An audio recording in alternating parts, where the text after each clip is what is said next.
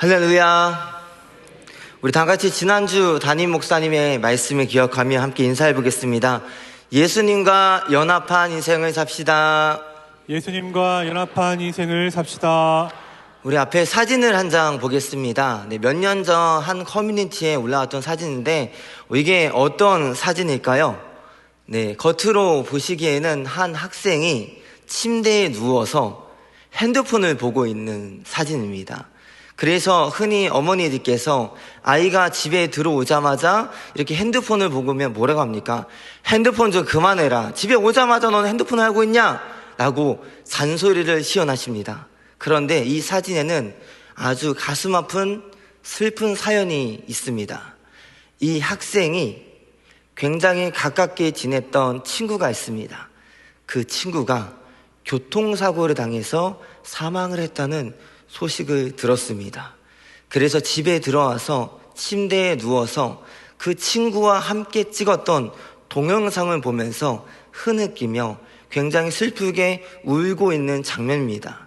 그리고 이 장면을 문 밖에서 어머니가 들어가지도 못하고 이 아이의 슬픈 장면을 사진을 찍어서 올린 것입니다. 우리가 살면서 때로는 우리가 어떤 현상을 보고 겉모습만 보고 선입견을 갖거나 종종 오해를 하는 경우가 있습니다. 그런데 그 상황에서 속사정을 알았을 때 후회하고 또는 우리가 그 안에서도 때로는 슬퍼하기도 합니다. 오늘 말씀은 이중적인 삶을 살면서 오해를 당할 수도 있지만 그럼에도 불구하고 하나님을 경외했던 오바다에 대해서 소개를 드리고자 합니다. 오늘 말씀의 배경은 어둡고 암울한 아합과 이세벨이 통치했던 북이스라엘 땅의 상황입니다. 하나님은 하나님의 주권적인 통치 아래 그 땅에 가뭄을 내리십니다. 3년간 지속되었던 그 가뭄은 그 땅에 있었던 모든 것을 다 메말라 버리고, 그리고 이스라엘 백성들이 더 이상 먹을 것이 없어서 배고프고 아우성을 부르짖기 시작합니다. 그리고 더 나아가서 여기서 가뭄이란 것은 영적인 갈급함을 의미하고 당시에 북이스라엘 그 땅에 숭배했던 우상, 그리고 누가 진정한 신인가에 대한 영적인 전쟁을 보여주고 있습니다. 하나님과 우상 속에서도 진정한 신은 누구이신가에 대한 영적인 전쟁이 오늘 본문 말씀에서 가뭄이라는 배경을 통해 나타나고 있습니다. 그리고 이와 같은 상황에서 아합은 물의 근원을 추적하고 찾고자 그 발걸음을 떠나게 됩니다. 그와 함께 동행했던 사람이 오바다입니다. 그리고 오늘 말씀에서 아합과 엘리야가 만나기 직전 갈멜산 전쟁이 벌어지고 그 직전에 오바다의 일대기를 소개하고 있습니다. 오바다는 아합과 그리고 여호와라는 두 갈림길에 서서 굉장한 갈등을 하고 그리고 중대한 결정을 내리는 인물입니다. 그리고 오바다의 이름의 뜻은 오바다의 정체성을 의미합니다. 오바다의 이름의 뜻은 여호와의 종입니다. 본문은 오바다의 직책을 소개하고 있습니다. 다 같이 열왕기상 18장 3절 말씀을 봉독하겠습니다. 아합이 국내 대신 오바다를 불렀으니 이 오바다는 크게 여호와를 경외하는 자라. 오바다는 어떤 사람입니까? 첫 번째는 국내 대신입니다. 오바다는 왕궁의 운영을 관장하는 책임자였습니다. 오바다는 북이스라엘에서 아합과 이세벨에게 신임을 받았던 책임자였고 그리고 그의 신하였습니다. 겉으로 보기에는 오바다가 국내 대신으로서 아합 안의 최측근이었습니다. 역사적으로 왕궁의 대신이 어느 정도까지 권력이 있었는지는 알 수 없으나 분명한 것은 아합과 이세벨의 손발이 되어서 움직였던 것이 오바다였습니다. 만약에 우리가 3절의 앞부분만 읽게 되면은 오바다는 왕궁 국내 대신이기 때문에 아합에게 최측근이었기 때문에 그가 하는 모든 행동을 따라했던 아주 극악무도한 인물일 것이다 라고 생각할 수도 있습니다. 그런데 3절 뒷부분을 보시면 이 오바다는 크게 여호와를 경외하는 자라라고 말씀하십니다. 그래서 오바다는 어떤 인물인가? 두 번째는 여호와를 경외하는 자인 것입니다. 오바다는 국내 대신이면서 동시에 여호와를 지극히 크게 경외하는 자였습니다. 즉 오바다는 아합과 이세벨이 바알과 아세라는 우상을 숭배하는 왕정 정치 속에서도 여호와 하나님을 경외하는 그 믿음을 지켰던 자입니다. 그리고 국내 대신으로서 아합과 이세벨에게도 인정을 받았던 사람입니다. 3절 말씀은 오바다의 두 면모와 지금 오바다가 걸어가고 있는 두 길에 대해서 소개하고 있습니다. 오바다는 아합과 이세벨을 섬기는 왕궁의 대신이면서 그리고 세상 속에서도 크게 여호와 하나님을 경외하는 자였습니다. 그 종이 바로 오바다인 것입니다. 그렇다면 오바다는 어느 쪽을 좀 더 무게의 중심을 두고 중요하게 여겼을까요? 우리가 좀 전에 읽었던 3절 말씀은 오바다의 이름의 뜻으로 풀어서 읽으면 다음과 같이 볼 수 있습니다. 아합이 국내 대신 여호와의 종을 불렀으니 이 여호와의 종은 크게 여호와를 경외하는 자라. 우리가 오바다라는 이름을 여호와의 종으로 바꿔서 읽는 순간 이 사람은 국내 대신이지만 여호와의 종으로서 여호와를 경외하는 자라는 것을 분명히 알 수 있습니다. 그렇다면 이 오바다의 신앙 여정은 어떨까요? 첫 번째는 오바다는 이세벨의 핍박에서 여호와의 선지자 100명을 지킵니다. 다 같이 열왕기상 18장 4절 말씀을 봉독하겠습니다. 이세벨이 여호와의 선지자들을 멸할 때에 오베다가 선지자 100인을 가져 50인씩 굴에 숨기고 떡과 물을 먹였었더라.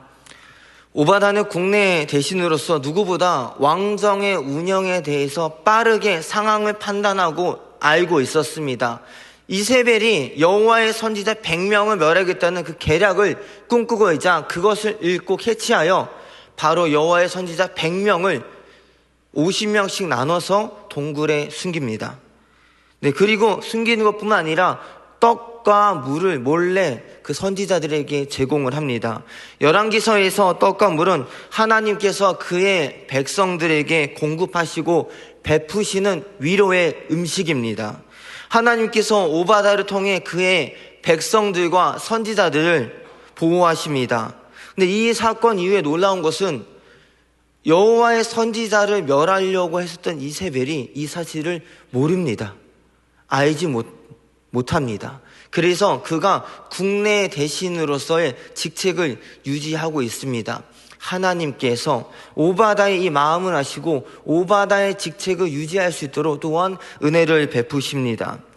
만약에 이세벨이 이 사실을 알았다면 가만히 두지 않았을 겁니다.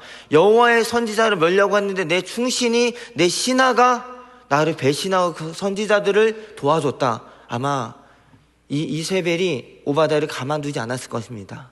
그럼에도 불구하고 하나님은 오바다를 또한 보호해 주셨습니다. 두 번째는 오바다는 아합과 가뭄의 문제를 해소하기 위해서 물의 근원을 추적합니다. 앞선 사건 이후에 시간이 얼마나 흐른지 모르지만 이 여호와의 선지자를 지켜준 오바다는 그의 직책을 유지하면서 그리고 본문 말씀에서 오늘 읽었던 본문 말씀에서 아합은 물의 근원 어디에 물이 있을까 물이 시작할까 그거를 찾고자 옮기게 됩니다. 그런데 혼자 가는 것이 아니라 오바다와 함께 가고자 합니다. 5절 말씀에서 아합이 오바다에게 이르되 이 땅의 모든 물 근원과 모든 내로 가자. 혹시 꼴을 얻으리라. 그러면 말과 노새를 살리리니 짐승을 다 잃지 않게 되리라 하고. 오바다는 아합의 신하입니다. 그는 여호와를 섬기는 자로서 국내 대신으로서 왕을 섬기는 자였습니다. 왕이 가는 길 당연히 신하가 함께 따라가야 됩니다. 그런데 아합이 가뭄이 왔을 때 가장 먼저 생각한 건 무엇입니까? 왜 물의 근원을 추적하려고 떠납니까? 그는 그의 백성의 안위 때문이 아니었습니다. 그가 물의 근원을 찾기 위해 따라간 이유는 뭐냐면 찾아간 이유는 무엇이냐면 5절 읽었던 말씀에서 말과 노새를 살리기 위함입니다. 백성을 보호하고 지켜야 하는 왕의 사명을 감당하는 것이 아니라 말과 노새를 살리기 위해서 나의 재산과 나의 탐심과 나의 욕망 때문에 물의 근원을 찾으러 가는 것입니다. 그 길을 찾아가는데 오바다도 함께 가자고 권하고 있는 것입니다. 그런데 물의 근원을 찾아가는 그 끝에 무엇이 있는지 아십니까? 갈멜산에서 아합과 그리고 바알 선지자 450명이 엘리야와 영적인 전쟁이 벌어진 그 상황에 도착하게 됩니다. 그 직전, 지금 이 순간 오바다가 어떤 결정을 내려야 하는지 놓여 있는 것입니다. 마지막 세 번째는 오바다는 갈멜산 전투 직전에 아합과 엘리야를 연결하고 본문에서 이제 사라지게 됩니다. 하나님은 1절에서 엘리야에게 너는 가서 아합에게 보이라. 내가 비를 지면에 내리리라 라고 말씀하시며 아합과 엘리야가 앞으로 만날 것을 예견하십니다. 그 아합과 엘리야가 만나기 위한 그 중간에 바로 오바다가 들어가 있는 것입니다. 오바다는 이 영적인 갈멜산 전투 직전에 아합과 엘리야를 서로 연결하는 중재 역할을 한 것입니다. 여호와의 종으로서 오바다는 하나님을 만나는 길을 찾아가며 그리고 선지자의 길을 따라갑니다. 오바다는 세상 속에 사는 그리스도인으로 치열한 삶의 여정을 보여주고 있습니다. 그리고 6절에서 오바다의 직책과 사명 그리고 신앙의 여정을 결단하는 두 가지 갈림길이 있습니다. 이 길이라는 것은 무엇이냐면 히브리어로 데레크를 의미합니다. 우리가 어떤 길에 서 있느냐에 따라서 우리의 인생이 달라지는 게 되는 것입니다. 다 같이 열왕기상 18장 6절 말씀을 봉독해 보겠습니다. 두 사람이 두루 다닐 땅을 나누어 아합은 홀로 이 길로 가고 오바다는 홀로 저 길로 가니라. 아합은 물의 근원을 찾고자 떠납니다. 그리고 오바다를 부릅니다. 그러나 그들은 결정적인 순간에 함께 가지 않습니다. 오바다는 여기서 아합과 갈라섭니다. 국내 대신으로서 함께 가야 되는데 따라가지 않습니다. 요즘 말로 아합을 손절칩니다. 메마른 땅에 물의 근원을 찾기 위해 두 사람이 걸어가는 길은 다릅니다. 시작은 물의 근원을 찾기 위해 함께 갔지만 결정적인 순간에 가는 길이 달라집니다. 앞에 화면을 보시면 가뭄이 임했습니다. 그리고 이 길로 저 길로 아합과 오바다가 가는 길이 서로 달라지게 됩니다. 아합은 홀로 이 길로 갑니다. 아합이 가는 이 길의 의미는 5절 후반에 있습니다. 이 길은 말과 노새를 살리기 위해 가는 길입니다. 그가 물의 근원을 찾기 위해 찾는 이유는 무엇이냐면 백성들의 굶주림 때문이 아니라 자신의 말과 노새, 짐승, 탐심, 욕망에 의해서 우상을 숭배하기 위해 가는 길입니다. 물을 찾으러 가는 중 엘리야를 만나게 되고 갈멜산에서 바알 선지자들과 함께 영적을 전쟁을 벌이는 것이 그의 선택했던 길의 도착점입니다. 아합이 가는 길은 교만과 멸망의 길, 바알과 아세라를 숭배하는 우상의 길입니다. 그렇다면 오바다가 걸어가는 길은 무엇입니까? 오바다는 홀로 저 길로 갑니다. 오바다가 가는 저 길의 의미에는 여호와의 길, 섬김의 길, 생명의 길입니다. 그리고 오바다가 선택한 길은 여호와의 선지자를 만나는 길입니다.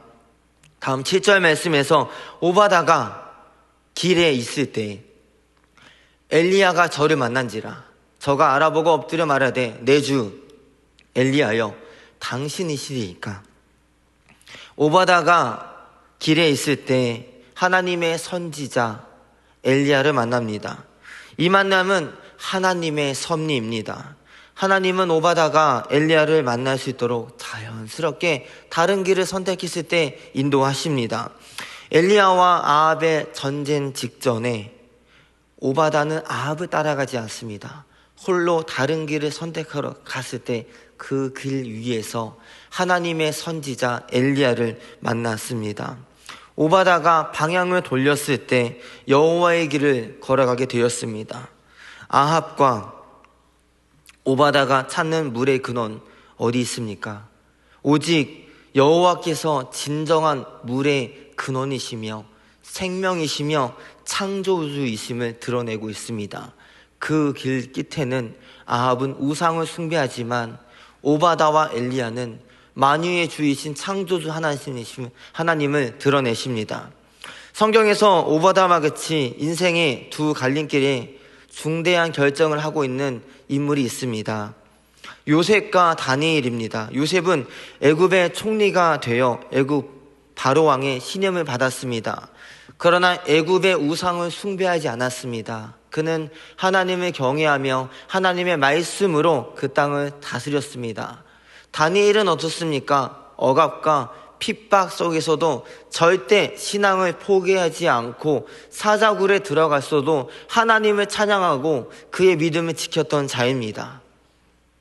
그들이 마지막 길에 걸어갔을 때는 하나님의 길을 걸어가였고, 그리고 세상 속에서도 신뢰와 신임을 받았던 자들입니다. 그렇다면 세상 속에서 사는 그리스도인으로서 우리는 어떠한 길을 걸어가야 합니까? 첫 번째는 의인의 길을 걸어가야 합니다. 다 같이 시편 1편 6절 말씀을 봉독해 보겠습니다. 대저 의인의 길은 여호와께서 인정하시나 악인의 길은 망하리로다. 의인의 길은 여호와께서 인정하시며 그 길은 여호와를 경외하는 길입니다. 하나님의 뜻을 구하고 하나님의 말씀을 따라가는 길이 의인의 길입니다.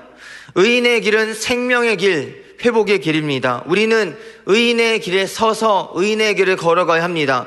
그 길이 시작할 때 무엇이 있을 줄 알지 못하나 그 길 끝에는 오바다가 엘리야 선지자를 만난 것처럼 하나님의 선하신 인도가 있습니다. 우리가 의인의 길을 통해 주님을 만나야 합니다. 우리가 걸어가는 길은 예수 그리스도의 고난의 길입니다. 십자가의 길입니다. 세상의 조롱과 핍박 속에서도 올곧게 걷는 의인의 길입니다. 십자가의 길은 하나님께서 인정하시며 하나님께서 영광 받으시고 우리가 홀로 함께 걷는 길입니다. 우리는 예수 그리스도의 길, 그 의인의 길을 함께 걸어가야 합니다. 두 번째는 섬김의 길을 걸어가야 합니다. 우리는 하나님을 섬겨야 합니다. 하나님만이 진정한 주인이시며 왕이시며 우리의 창조주이시자 구원자이십니다. 또한 예수께서 우리를 섬겨주신 것처럼 우리도 세상을 사랑으로 섬기며 품어야 합니다. 세상을 숭배하는 것이 아닙니다. 세상에서 빛과 소금의 역할을, 그 사명을 감당하는 것입니다. 오바다는 국내 대신으로서 악한 왕을 섬겼지만 그 왕에게도 인정을 받았습니다. 그러나 그 섬김의 목적은 자신의 탐심과 욕심에 있지 않았습니다. 그 섬김의 목적은 오직 여호와를 경외하고 그분의 이름을 높이고 영광을 올리는 것이 있었습니다. 우리는 우상을 숭배하지 않고 악인의 길을 걸어가는 것이 아니라 하나님을 섬기며 예수님께서 우리를 섬겨주신 것처럼 세상을 섬겨야 합니다. 어느 고등학교 2학년 한 학생이 있었습니다. 그 학생이 다녔던 고등학교는 전통적으로 2학년이 되면 제주도로 수학여행을 갔습니다. 한 번도 제주도 여행을 가본 적이 없었던 그 학생은 고등학교 2학년이 되자마자 굉장히 가슴이 뛰면서 기다렸습니다. 언제쯤 내가 제주도 수학여행을 갈 수 있을까? 그리고 그 날이 되어서 이제 가정통심을 받았습니다. 수학여행, 가정통심을 받고 그 고등학교 2학년 학생이 굉장히 설렜습니다. 그래서 그 가정통심을 보고 나서 너무나 놀랐습니다. 왜 놀랐을까요? 제주도로 수학여행 출발하는 날이 주일, 굉장히 이른 아침이었습니다. 그래서 수요일까지 3박 4일간 제주도 수학여행 일정이 계획되어 있었습니다. 교회를 다니고 있었던 이 학생은 갈등이 되었습니다. 주일 예배를 드려야 하는데 또 내 마음속에는 수학여행 너무나 가고 싶은데 어떻게 해야 될까 그 고민이 되었고 부모님께 말씀을 드렸습니다. 가정통신을 보여드리면서 부모님께 지금 수학여행 일자하고 그리고 지금 보면은 이 주일 이른 아침에 출발하다 보니까 주일 예배를 드리기 어려운 상황입니다. 어떻게 하면 좋을까요? 물어봤습니다. 여기 계신 성도님들이라면 우리 아이에게 어떻게 답변을 해주시겠습니까? 부모님께서 이렇게 답변하셨습니다. 너는 어떻게 하고 싶니? 네, 답변을 요구했는데 되려 너는 어떻게 하고 싶니? 라고 물어봤습니다. 근데 이 학생의 이 마음에 굉장히 갈등이 되었지만 이렇게 대답했습니다. 저는 한 번도 제주도 여행을 가본 적이 없어서 너무나 가고 싶습니다. 그런데 여행보다 중요한 거는 주일 성수입니다.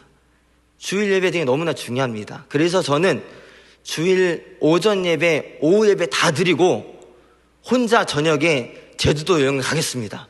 그래서 부모님께서 저를 공항에 좀 데려다 주십시오 라고 얘기했답니다. 부모님께서 그 말씀을 들으시고 동의를 하시고 만약에 학교에서 괜찮다고 하면 데려다 주겠다라고 했습니다. 그래서 그 학생이 다음날 학교 선생님을 찾아갔고 학교 선생님과 그리고 수학여행을 담당하는 선생님과 함께 3명이서 만났다고 합니다. 부모님과 나눴던 이야기를 다 전하자 그 선생님이 너무나 기가 찼다고 합니다. 아니 어떻게 뭐 이런 아이가 있나 라고 생각했는데 그 수학여행 담당하시는 선생님께서 3가지를 말씀하셨습니다. 첫 번째는 만약에 너가 따로 출발할 경우 비행기 티켓을 따로 끊어야 되고 할인을 받을 수도 없다. 그래서 추가 비용이 발생할 거다. 두 번째는 다른 친구들과 다르게 일요일 모든 일정을 다 함께 보낼 수 없는 손해가 있다. 그리고 세 번째, 일요일 저녁에 너가 김포공항에서 제주도 공항에 도착해서 제주도 공항에서 리조트까지 숙소까지 혼자 들어와야 된다. 그래도 괜찮을 거냐? 이 선생님의 말씀은 돌려서 말하면 뭡니까? 가지 마라 라는 것을 겁니다. 그런데 이 학생이 다 괜찮습니다. 제가 고등학교 2학년이나 되었기 때문에 핸드폰도 있고 못할 게 뭐가 있습니까? 다 예배 드리고 혼자 따로 가겠습니다 라고 이야기를 했습니다. 그리고 그 다음날 어떤 일이 벌어졌냐면 그 고등학교 2학년 전체 반에 선생님들께서 조사를 했습니다. 혹시 따로 출발할 학생이 있습니까? 조사를 했습니다.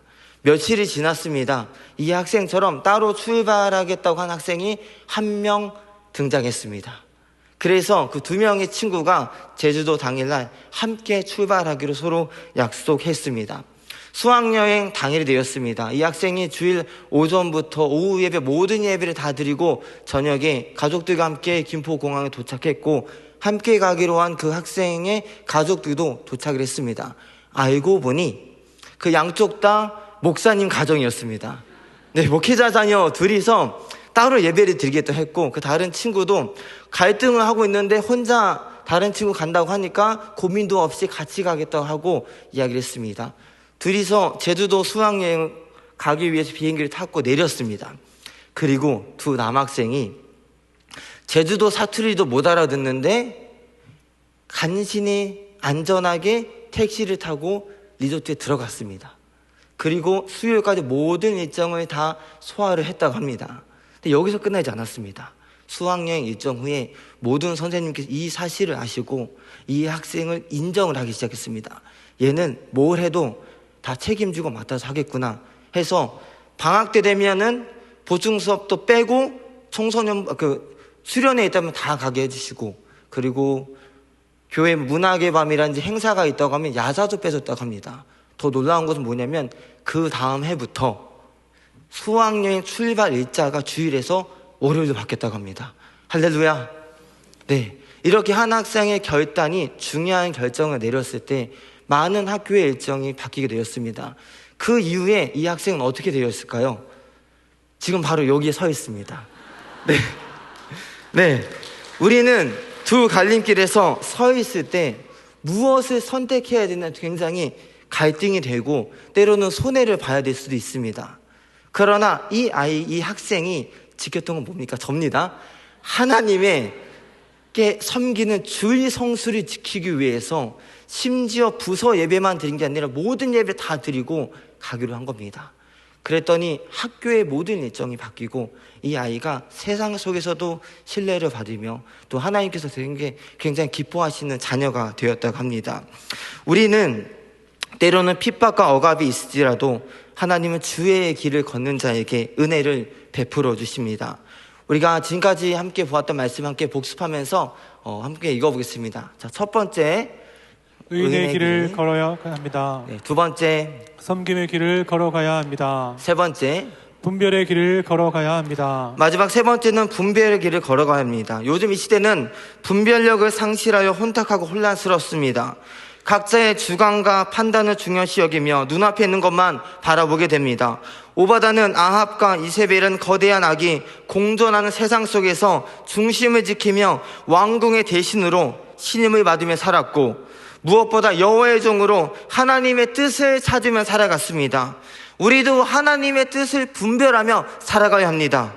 지난달 담임 목사님께서 하나님의 뜻을 분별하는 10가지 질문에 대해서 말씀하셨습니다. 제가 첫 번째, 두 번째 말씀드리면 뒤에 질문을 함께 읽겠습니다. 어떻게 하나님의 뜻을 분별해야 합니까? 첫 번째, 성경 말씀과 일치하는가? 두 번째, 충분히 기도하십니까? 세 번째, 성령님의 인도를 받고 있습니까? 네 번째, 마음에 평안이 있습니까? 다섯 번째, 소원이 순수합니까? 여섯 번째, 환경이 자연스러운가? 일곱 번째, 어떤 조언이나 충고를 듣고 있나요? 여덟 번째, 상식을 따르고 있습니까? 아홉 번째, 얼마나 마음을 비우고 계신가요? 마지막 열 번째. 이 일을 통해 주님이 영광을 받으실까? 세상 속에 사는 그리스도인으로서 우리는 분별을 하며 하나님의 뜻이 무엇인지 기도하며 순종하며 나아가야 합니다. 그리고 그곳에서도 하나님을 섬기며 하나님께 경외드리고 예배드리는 자가 되어야 합니다. 사랑하는 성도님들, 오바다는 왕궁의 대신이었지만 여호와의 종으로 하나님을 섬기는 길을 택하였습니다. 오바다는 여호와의 선지자들 100명을 위해 떡과 물을 주며 목숨을 걸고 섬겼습니다. 그러나 우상을 숭배하지 않았습니다. 우상의 길에 서 있는 아합과 이세벨에게도 신임을 받았지만 그들의 길을 따라가지 않았습니다. 그는 결정적인 두 갈림길 사이에서 하나님의 길을 선택하였습니다. 의인의 길, 섬김의 길, 분별의 길을 걸으며 오직 하나님만을 예배드리는 우리 대형교회 성도님들 되시기를 간절히 소망합니다. 우리 다 함께 화면을 보시면서 기도 제목을 함께 읽겠습니다. 만유의 주 되신 하나님 아버지, 혼탁하고 패역한 세상 속에서 빛과 소금의 역할을 감당하며 하나님을 경외하는 길을 선택한 오바다처럼 살게 하옵소서.